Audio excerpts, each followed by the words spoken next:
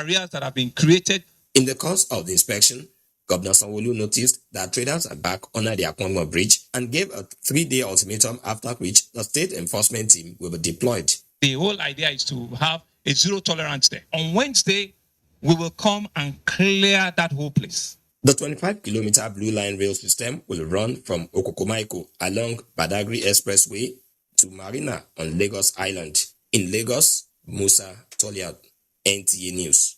The National Drug Law Enforcement Agency, NDLEA, has arrested the billionaire drug baron, Chief Afam Emmanuel Okatu, suspected to be behind the 3 billion naira tramadol deal involving the embattled suspended Deputy Commissioner of Police Abba Kyari. A statement by the Director Media and Advocacy NDLEA Femi Babafemi indicates that Okatu, who is chairman of Malison Group of Companies, was nabbed on board a flight to Abuja at the MM2 terminal of the Lagos Airport, Ikeja, on Wednesday, 13th April, after months of surveillance. Investigations allegedly revealed he had been a major importer of large consignments of different brands and high doses of tramadol hydrochloride, ranging from 120 milligram to 250 milligram. Using his pharmaceutical and plastic manufacturing companies as a cover. This is in addition to operating 103 bank accounts, most of which are used to launder money. Okatu came under watch last year after 5 cartons of tramadol 225 milligrams were seized from his staff on the 4th of May 2021, when he sent them to sell to undercover police officers from the then Kyari-led intelligence response team of the Nigerian Police Ikeja, Lagos. Top members of his team are already facing trial for a different but similar offense at a federal high court in Abuja. It's time for us to take a quick break. Panorama will be right back. To stay. People get their news and information from more media sources than ever before. Some of the news and information given are fake, unverified, doctored, and manufactured to create confusion, stir disaffection, and cause disunity. Before you believe or share any news, ask yourself, is this real? Is it from a credible source? Is it verified or verifiable? Fake news is dangerous. Whether you do it for fun or for political gains, real people can get hurt. Fake news, don't create it, don't spread it. This is a public service announcement from NTA.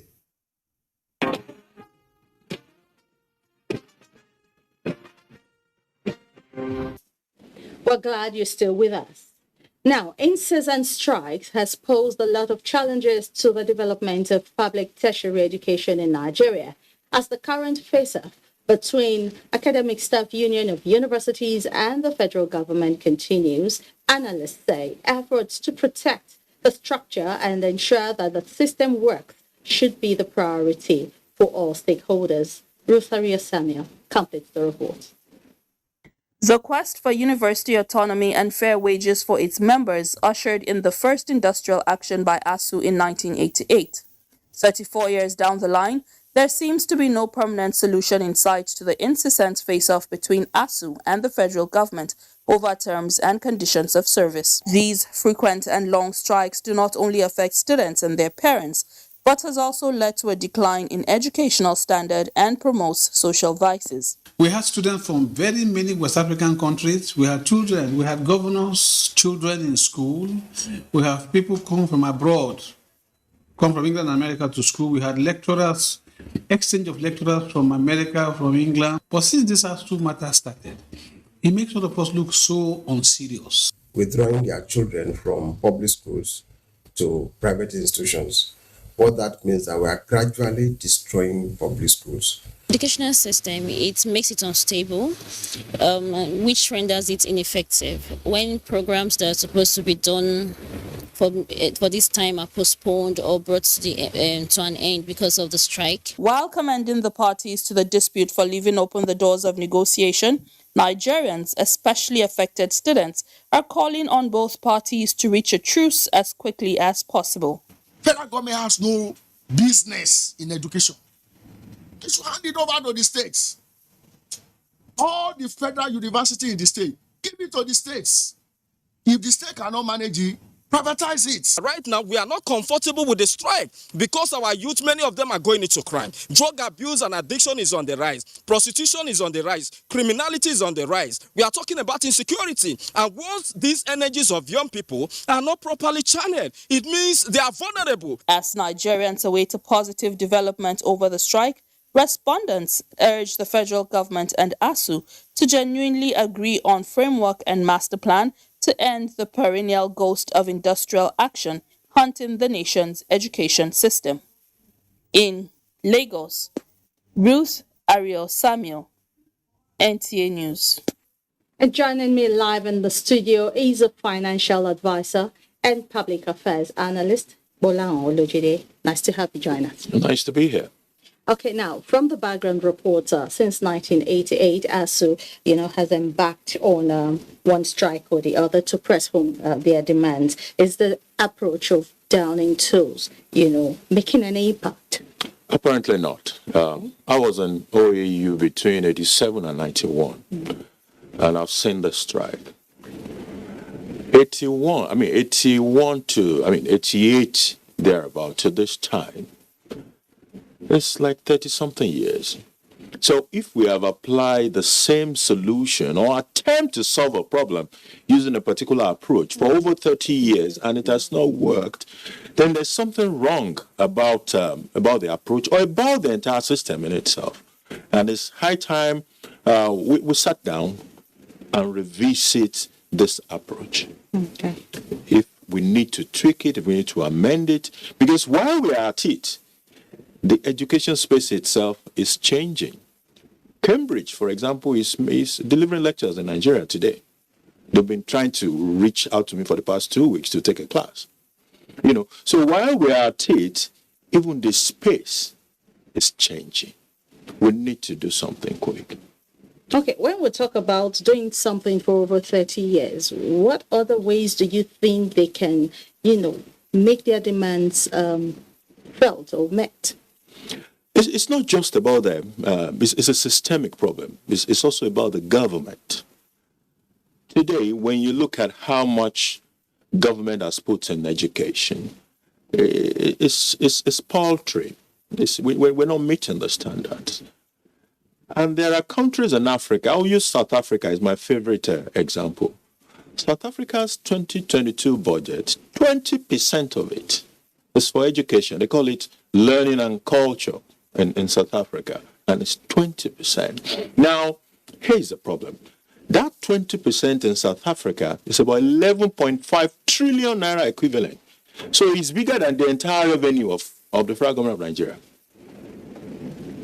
So there is a revenue problem somewhere that the federal government needs to solve. Yeah. And then there is the fact that ASU itself needs to come to the table with additional solution beyond going on strike all the time. Yeah. All right, now, who really bears the brunt in all of this? Because the saying goes, when two elephants are fighting, it's the grass that suffers. One might be tempted to say the student, of course, that's the primary sufferers of what is going on. But it goes beyond the student. It is the society. It is the future of Nigeria that suffers in the long run. Yeah, the student primarily because they now have to sit at home. When they sit at home, it gets to the parent because they spend more. They tend to eat more when they are at home. But they will still eat while in school. You just give them a pocket money and they leave. When they are at home, it's a totally different game. When they wake up and they just keep guzzling everything they can find around. Apart from that, you have these people at their prime in terms of both physical and mental energy. Now, these energies must be harvested and harnessed and deployed properly. That is part of the thing that the school helps to do. When we are not able to do that, if these things are not deployed to virtue, they will be deployed to vices. Mm-hmm. And that happens all the time. Mm-hmm. In this break now, some are already learning Yahoo, because they have so much energy. It has to be used for something. So that's on the side of the student. When you talk about the society in general, we have seen something happen in the secondary school space. I drove past a school with my mom a primary school actually, about a month ago. And what has happened to this beautiful looking school, a public school, was that it was outgrown with weeds. And I just told Mom, what's going on here? This is a beautiful. She said the students have left. Everybody have gone to the private schools. So the few people that are in the public school are so few that the facility has become too big for them. If we're not careful, students will continue to migrate from these public universities to the private ones as government has continued to license more and more of those private schools. At the end of the day, you only have a few people sitting in those public infrastructures. So what other impact of the strike is being felt on the economy, apart from what you just enumerated? There's an economy that is built around universities. If you look at those locations where these schools are, you see people whose entire business and livelihood are built around the students. When they are around, they are happy. When they are not there, the businesses are literally dead. So if we're talking of pulling people out of poverty, we must be thinking in terms of ensuring that those activities are actually going on. Otherwise, we kill all those businesses, we send more people into poverty. So there's an economy around that as well. All right, stakeholders have advocated full autonomy to private universities for self-funding, and also federal government handing over all, federal universities to the state government. How realistic are these thoughts? The problem will not be handing it over to them. It will be whether they can take care of those universities. Okay. We've seen state universities now. There was a time that, was it Oshun, between Oshun and Noyo, there was a fight about Ladoke Akintola University and all the rest. That university was shut down for close to a year. And at the heart of some of these issues is still funding. Is it states that are owing the existing civil servants some 5 months salary in some state? Are those the people you want to hand over the financing of these institutions? I don't think is the ultimate solution. Whatever problem we are seeing at the federal. The way forward in resolving the federal government and ASU fight so that students can return to school. We've already made mention that if their energy is not used for virtues, it will be used for vices. Correct.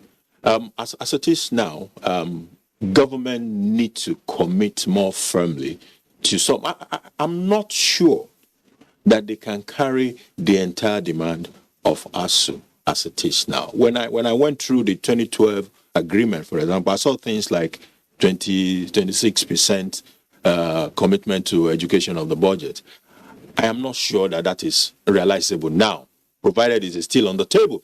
So let's look at what is practically, put all the cards on the table and resolve with strong political will those issues that can be solved.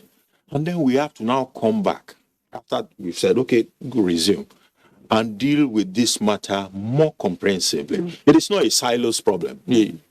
Thank you very much, Bola Oloyede, for joining us on Panorama today.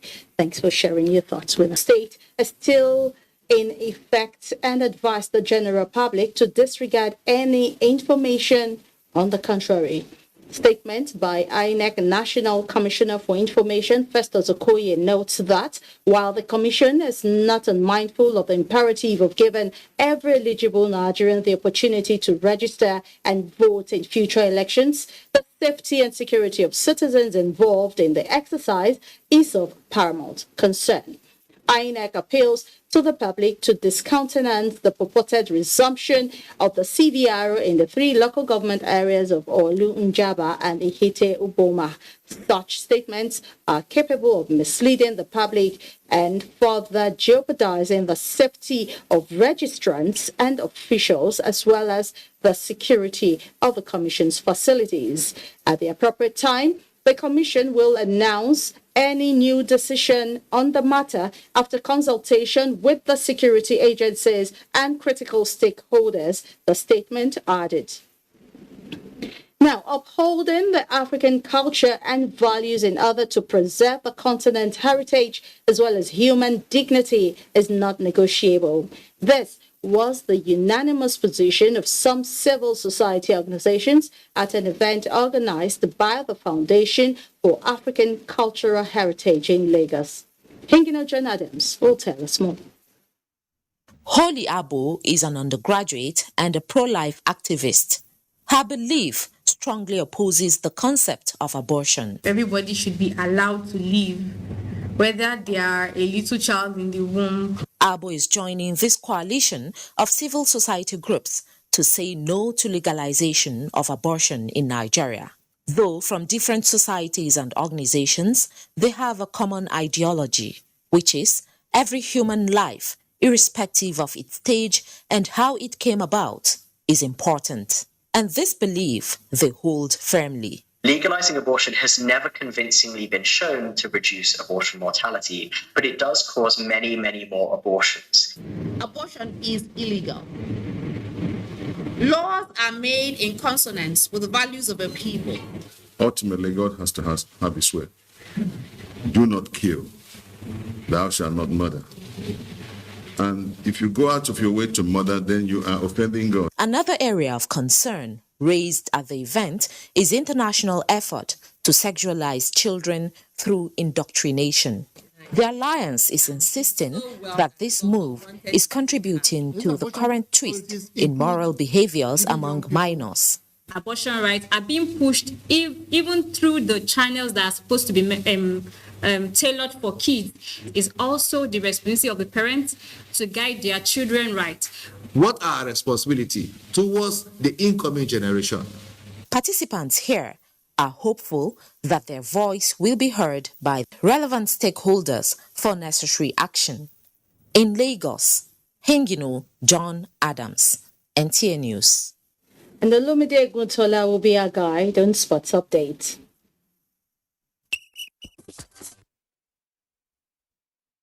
Globe shift to UEFA Champions League semi-final first leg matches slated for Tuesday and Wednesday.